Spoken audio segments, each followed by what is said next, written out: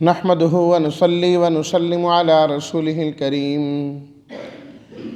أما بعد فأعوذ بالله من الشيطان الرجيم بسم الله الرحمن الرحيم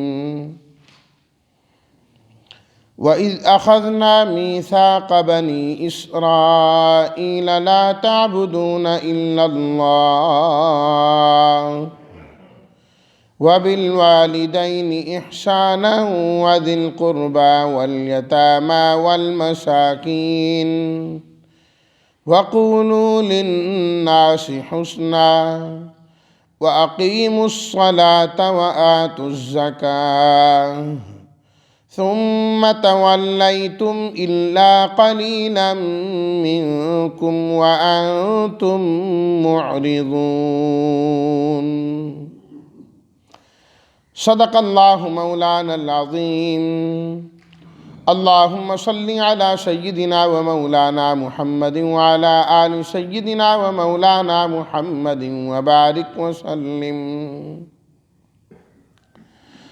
اور یاد کرو جب ہم نے بنی اسرائیل سے پکا وعدہ لیا کہ تم نہ عبادت کرنا اللہ کے علاوہ کسی کی، اور اچھا سلوک کرو ماں باپ کے ساتھ، رشتہ داروں، یتیموں اور مسکینوں کے ساتھ، اور لوگوں سے اچھی بات کہو، اور قائم کرو نماز کو اور زکوٰۃ ادا کرو۔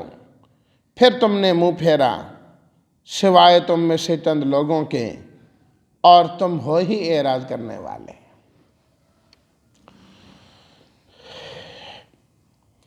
دو دن سے اسی آیت کے متعلق بات چل رہی ہے،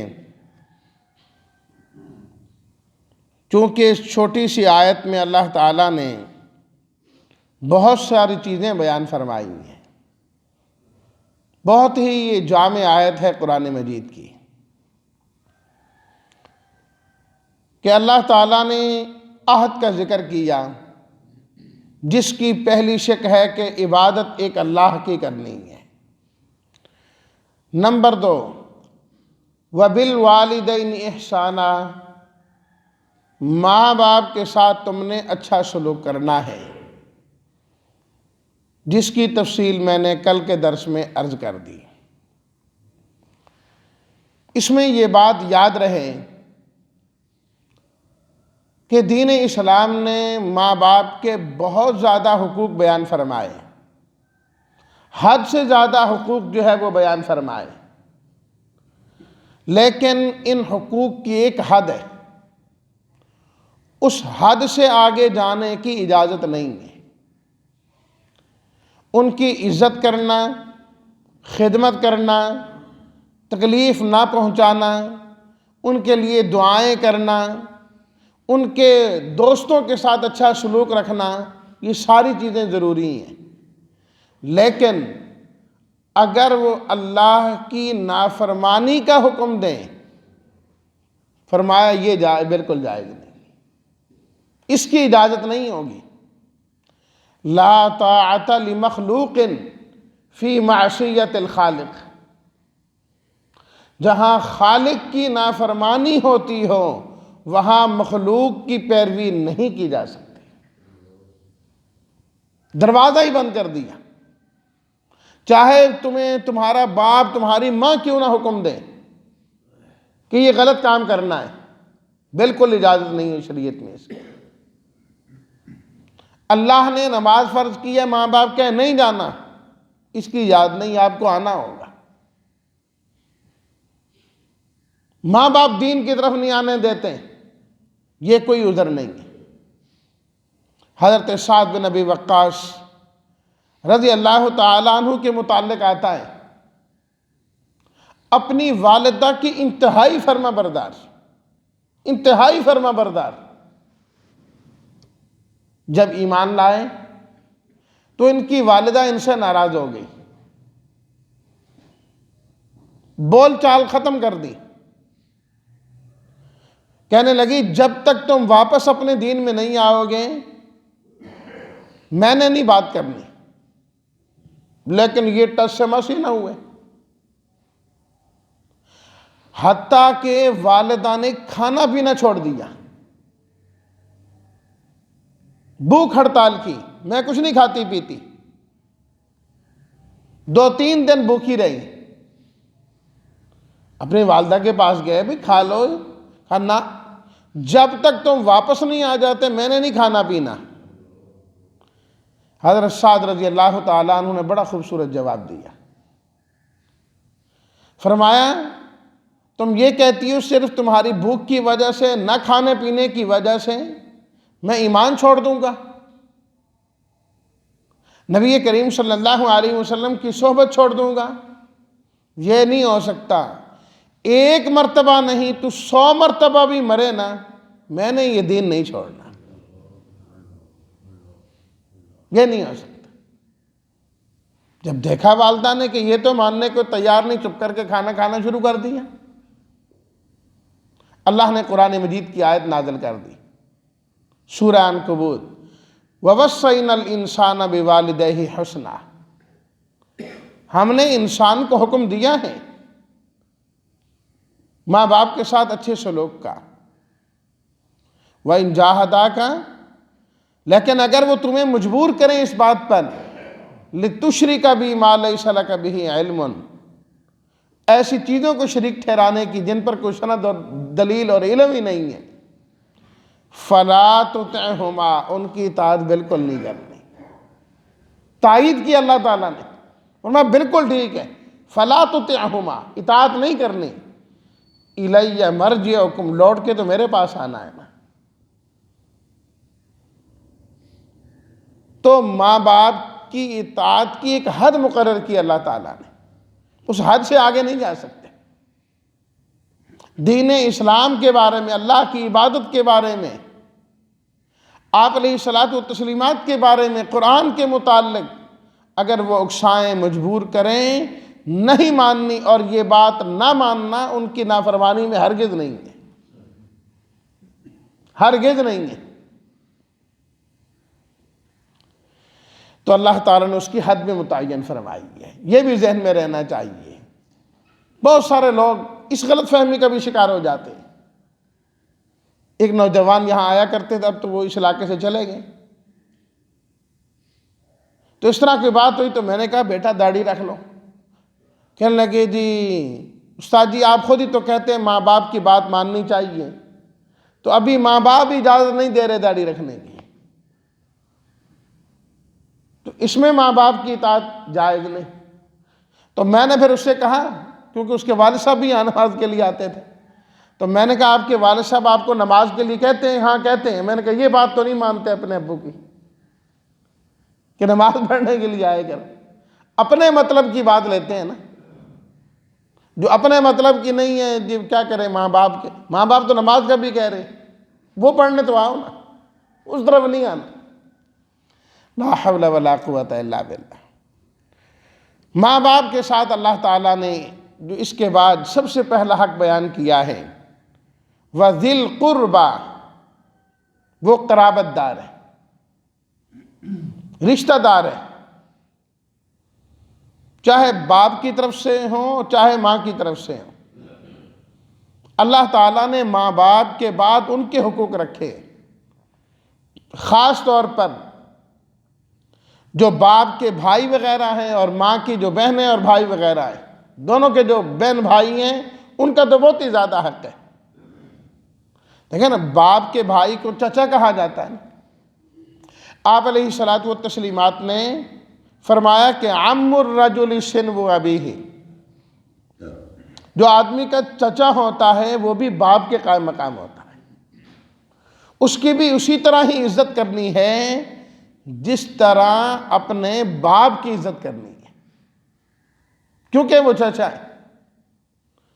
نبی کریم صلی اللہ علیہ وسلم اپنے چچا حضرت عباس رضی اللہ تعالیٰ عنہ کی بہت زیادہ عزت کیا کرتے تھے، بہت زیادہ عزت کیا کرتے تھے۔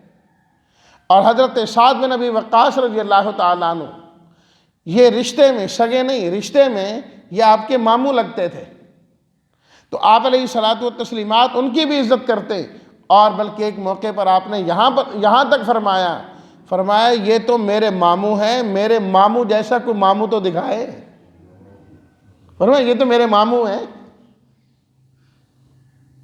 اور خالہ کے بارے میں نبی کریم صلی اللہ علیہ وسلم نے فرمایا اس کی بھی وہی عزت کرنی ہے، وہی خدمت کرنی ہے جو اپنی ماں کی کرتے ہو، اپنی ماں کی کرتے ہو، یہ بھی حدیث میں موجود ہے۔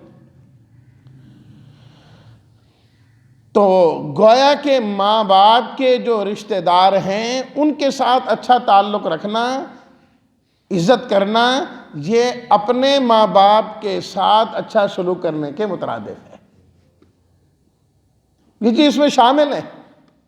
اور یہ چیز ہم نے اپنی اولاد کو اور اپنی آنے والی نسل کو خود سمجھانی اور سکھانی ہے۔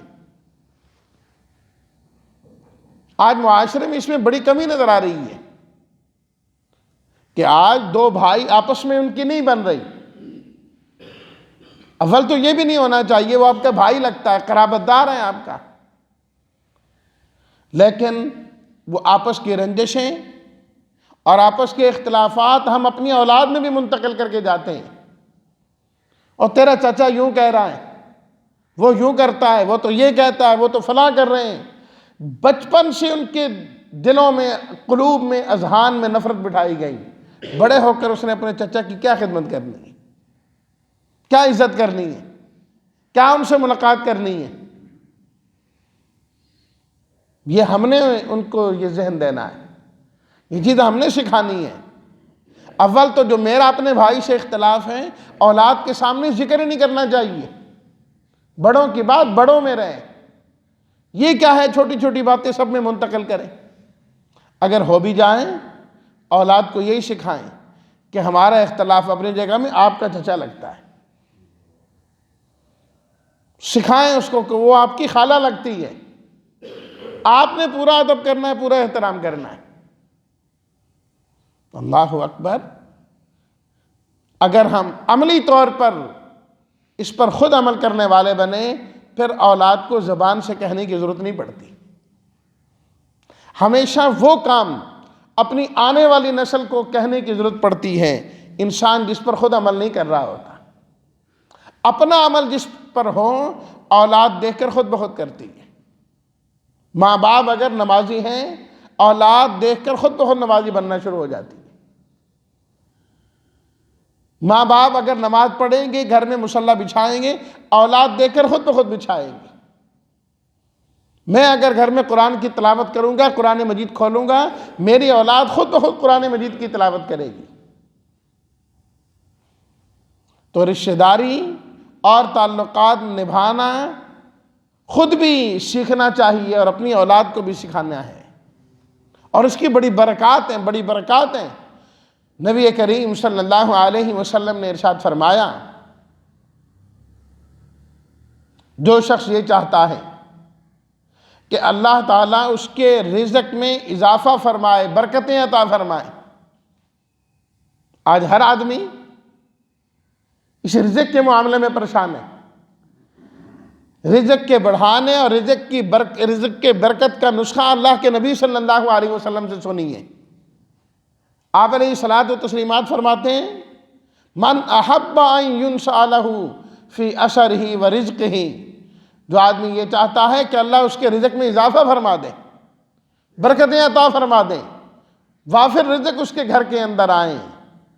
نمبر 2، جو آدمی یہ چاہتا ہے اللہ اس کی عمر میں برکت عطا فرمائے، عمر میں برکت عطا فرمائے، زندگی میں برکتیں دے، زندگی برکتوں والی ہو، رزق برکت والا ہو، فرمایا یہ 2 چیزیں ملیں گی، فَلْيَصِلْ رَحِمَهُ، اسے چاہیے کہ صلہ رحمی کیا کرے۔ جو اللہ نے رشتہ داریاں بنائی ہیں نا، ان رشتہ داریوں کا خیال کیا کریں۔ اور فرمایا نبی کریم صلی اللہ علیہ وسلم نے کہ جب اللہ تعالیٰ نے کائنات کو بنایا، کائنات کو پیدا کیا، ساری چیزوں کو بنایا، اس میں اللہ تعالیٰ نے قرابت داری، رشتہ داری کو بھی بنایا، رحم کو بھی بنایا، اور یہ رحم اور رشتہ داری اور قرابت داری کھڑی ہو گئی اللہ کے سامنے اور عرض کرنے لگی، پروردگار میں تو آپ کی حفاظت چاہتی ہوں اور آپ کی جانب سے مجھے پناہ چاہیے، کیونکہ مجھے معاملہ سخت نظر آ رہا ہے، کون میرا خیال کرے گا؟ آپ علیہ الصلوۃ والتسلیمات نے فرمایا کہ اللہ تعالیٰ نے ارشاد فرمایا قرابت داری دیکھ میں نے تیرا نام اپنے نام سے رکھا ہے، اللہ کا الحمدللہ رب العالمین الرحمن الرحیم، الرحمن الرحیم سے اللہ تعالیٰ نے صلہ رحمی، رحمی کا لفظ اس سے نکالا، فرمایا اپنے نام سے میں نے تیرا نام رکھا ہے، جو تجھے ملائے گا میں اپنی رحمت سے ملاؤں گا، جو تجھے کاٹے گا میں اپنی رحمت سے کاٹ کے رکھ دوں گا اسے۔ جو رشتہ داروں کے حقوق ادا نہیں کرتا وہ اللہ کی رحمت کا مستحق کبھی نہیں ہو سکتا، چاہے وہ رشتہ دار ہوں جو بالکل محرم ہیں، قریبی ہیں، چاہے وہ رشتہ دار ہیں تو قرابت دار لیکن غیر محرم ہیں۔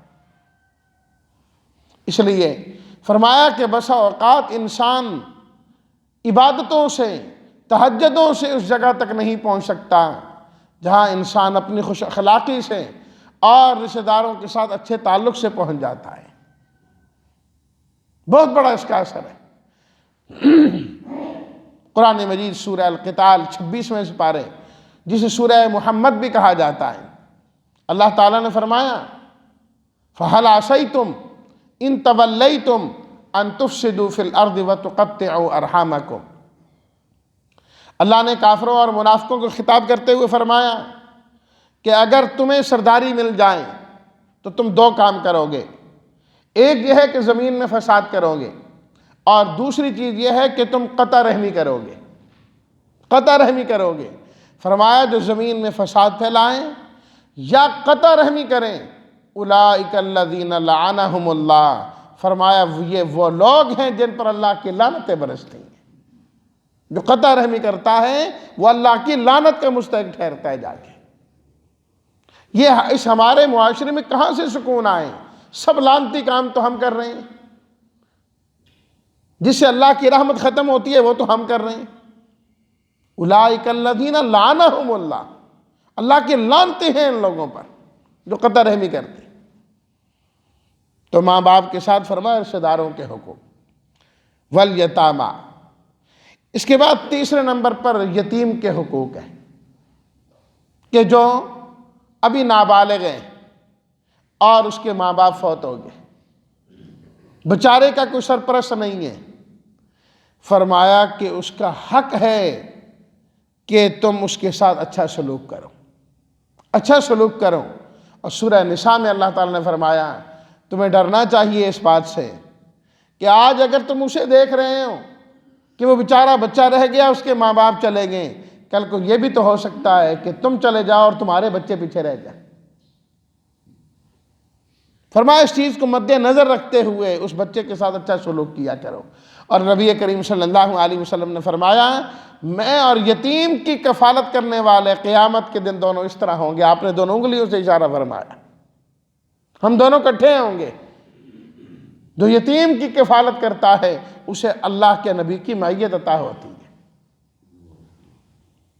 والمساکین، اس کے بعد فرمایا جو مسکین ہے، چاہے تمہارے کچھ نہیں لگتے، رشتہ دار نہیں لگتے، یتیم بھی نہیں ہے وہ، لیکن اللہ نے اسے محتاج بنایا ہے، یا تو اس کے پاس ہے ہی کچھ نہیں ہے، بالکل خالی خط ہے۔ فرمایا تمہیں اللہ تعالیٰ نے مال صرف اس لیے نہیں دیا کہ تم اپنی ضروریات کو پورا کرو، ان کی ذمہ داری بھی اللہ تعالیٰ نے تمہارے اوپر لگائی ہے، اور جو اللہ تمہیں دیتے ہیں اس میں اللہ ان کا حصہ شامل کر کے دیتے ہیں تمہیں، سب تمہارا نہیں ہوتا، اللہ تمہارے ہاتھوں سے ان کو دلانا چاہتے ہیں، تمہیں اللہ عزت دینا چاہتے ہیں، گڑبڑ کرو گے اللہ براہ راست ان کو دینا شروع کر دیں گے، تم یہیں کے یہیں رہو گے۔ ہے ہی نہیں جس کے پاس اسے دو، جس کے پاس ہے بے شک کماتا ہے لیکن اس کی ضروریات اس سے پوری نہیں ہوتی، ضروریات اس کی اس سے پوری نہیں ہوتی، اسے بھی دیا کرو، وہ بھی مسکین ہے۔ یہ نہیں کہ اس کے پاس تو فلاں چیز ہے۔ آپ علیہ الصلوۃ والسلام نے فرمایا محتاج آدمی گھوڑے پر بیٹھ کر بھی مانگنے کے لیے آئے، تم سے سوال کرے تو پھر بھی اس کو دیا کرو، ہو سکتا ہے اس کی کوئی اور ضرورت ہو، تم اس کا گھوڑا نہ دیکھو، اس نے سوال کیا ہے، اس کی ضرورت ہے تو ضرورت کو پورا کرنا چاہیے۔ بلکہ مسکین قرآن مجید کی آیات سے تو معلوم ہوتا وہی ہے جس کے پاس کچھ نہ کچھ ہو، لیکن پھر اس کی ضرورت پوری نہیں ہو رہی۔ ان کی ضروریات کو پورا کرنا، فرمایا یہ بھی تمہاری ذمہ داری میں شامل ہے۔ اللہ تعالیٰ ان تمام حقوق کی ادائیگی کی ہمیں بھی توفیق عطا فرمائیں، اور اللہ تعالیٰ احسن طریقے سے ہمیں یہ عہد نبھانے کی توفیق دیں۔ وآخر دعوانا ان الحمد للہ رب العالمین۔